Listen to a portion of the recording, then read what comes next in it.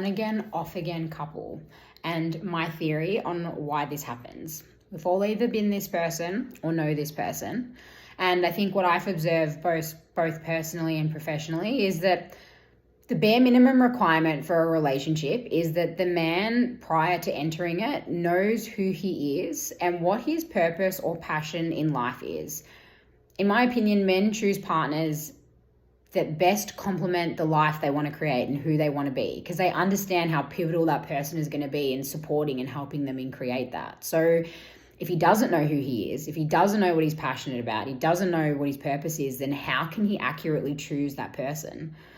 I noticed that what happens is these men notice it. On some level, they know they're on like a journey that's quite uncomfortable, and they might at certain points meet a woman, and for a point in time, she feels great. She makes him happy. She feels like maybe she's the thing he's been looking for. But after a certain point in time, he realizes that she's not, and that he still has that voided feeling.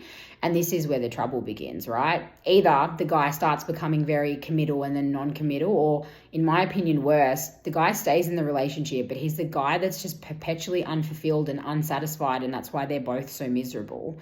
The issue here is, ladies, by staying in his life, by thinking that eventually he'll figure it out and you can help him get there, you're stopping him from doing the work he has to do. You're making it just easy enough that he kind of stays in this in-between, and he doesn't go on the rites of passage. He doesn't experience and do the things he needs to do in life to figure out who he is and to figure out what he likes and doesn't like. So you're robbing him of the opportunity of doing that work and torturing yourself in the process, because you're the one who's getting hurt from the on and off. And the thing I'd say to you is, at the end of it, there's not even a guarantee that he stays with you, right? Like, say you do it, say you manage to fix him or help guide him on that journey to figure out who he is.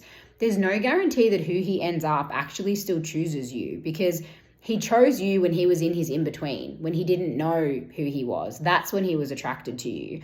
There's no guarantee that when he does define who he is, that you're still what he is attracted to.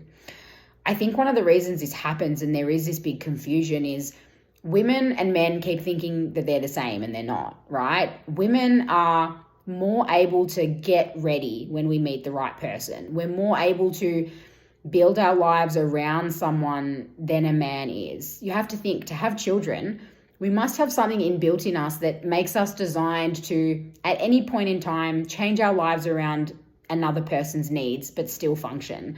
Men don't have that inbuilt, and we keep assuming they do. So we think at some point they'll make it work. We'll find a way for it to roll together, but it just doesn't.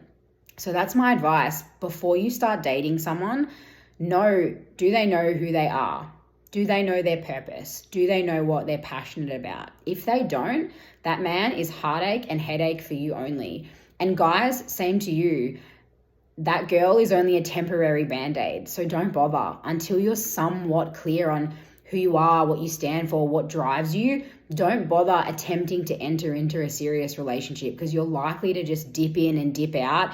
And she's likely to make life just comfortable enough that you don't go through the rites of passage and you don't do the things you need to do to properly define the man that you're going to be.